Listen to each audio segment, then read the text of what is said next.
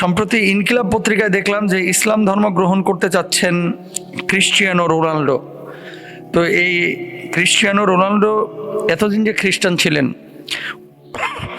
উনি যদি এখন ইসলাম গ্রহণ করে, ইসলাম কি তার সমস্ত গুনাহগুলো মাফ করে দেবে, অতীতের গুনাহগুলো?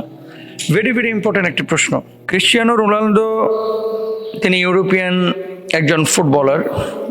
সারা পৃথিবীতে তার যশ খ্যাতি আছে ফুটবল অঙ্গনে, সম্ভবত পর্তুগালের, আমি যতটুকু পত্রিকায় দেখেছি।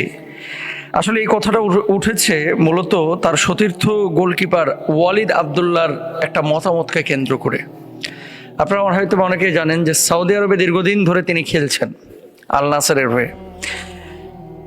আজকের আমি খেলার বিষয়টা হাইলাইট করতে চাচ্ছি না, কারণ আমি নিজেও খেলা দেখি না, কিন্তু যখন দিন রিলেটেড কোনো প্রশ্ন আমাদের কাছে চলে আসে তখন একটু পড়াশোনা করার চেষ্টা করি যে আসলে ঘটনাটা কি। আমি দেখলাম যে ওয়ালিদ আবদুল্লাহ তিনি একটা জায়গায় বলেছেন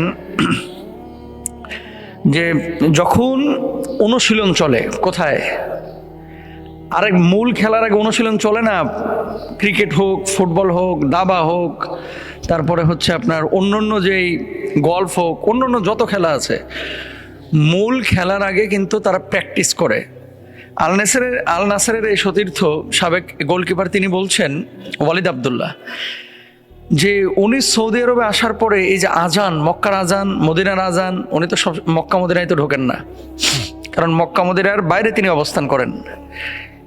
ইহুদি খ্রিস্টানদের জন্য মক্কায় প্রবেশ এটা তো নিষিদ্ধ, আপনারা জানেন, হেরেমের ভিতরে আর কি। এখন বাইরে যে সৌদি আরবের মসজিদগুলোতে আজানগুলো হয়, এই আজানগুলো শুনে তিনি নাকি পূর্ব থেকে মুগ্ধ। এখন আজান, এদেশের কোরআন তেলাওয়াত, তারপরে ধর্মীয় কৃষ্টি কালচার, সংস্কৃতি, এগুলো দেখে পূর্ব থেকে তিনি মুগ্ধ।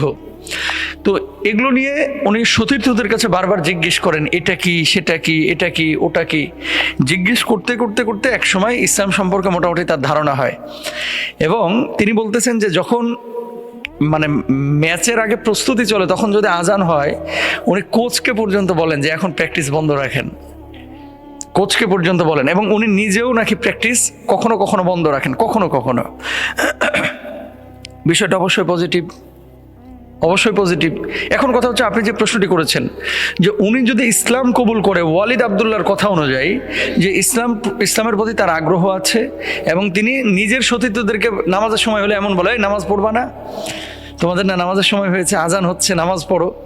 তো এইভাবে কিন্তু ইসলামের প্রতি জানার আগ্রহ তার তৈরি হয়েছিল, জেনেছেন, জানার পরে তিনি আজকে আগ্রহ প্রকাশ করেছেন। আমরা দোয়া করি, যেহেতু মুসলিম খেলোয়াড়রাই বলছেন যে তিনি ইসলামের দিকে ঝুঁকেছেন, আমরা দোয়া করি আল্লাহ সুবহানাহু ওয়া তাআলা যেন তাকে দ্বীনের জন্য কবুল করেন, ইসলামের সুশীতল ছায়াতলে কবুল করেন। এবার আসেন যে এই মুহূর্তে যদি ইসলাম কবুল করেন, তার যে এই যে পূর্ববর্তী জীবন 40-42 বছরের এই দীর্ঘ সময়, আমি জানি না তার অ্যাকুরেট বয়স কত, ধরে নিলাম 40 বছর, এই 40 বছর যে সে খ্রিস্টান ছিল, এই গুনাহটাকে আল্লাহ মাফ করবেন? ভাই, শুধু 40 বছর না, হাদিসের ভাষ্য অনুযায়ী ধরেন আপনি 100 বছর বেঁচেছেন, 99 বছর 11 মাস 29 দিন, এই দিনে এসে আপনি ইসলাম কবুল করেছেন, বাকি 100 বছরের 99 বছর আপনি খ্রিস্টান ছিলেন। আপনি ইসলাম এবং ঈমান কবুল করার সঙ্গে সঙ্গে আল্লাহ রাব্বুল আলামিন এই 100 বছরের সমস্ত গুনাহ মাফ করে দেবেন। কত বড় কথা! তো ক্রিশ্চিয়ানো রোনাল্ডো যদি এখন ইসলাম কবুল করে, অবশ্যই তার গুনাহ মাফ হয়ে যাবে। এখন আপনার আমার করণীয় হচ্ছে, দেখেন, আমরা বারবার একটা কথা বলি, আদর করে, ভালোবেসে, সোহাগ করে মানুষকে দিনটা যত সহজে বোঝানো যায়, আক্রমণাত্মক হয়ে মার কাট করে সবসময় কিন্তু মানুষের ভিতরে জায়গা করা যায় না, দিনটা ঢোকানো যায় না, প্রবেশ করানো যায় না।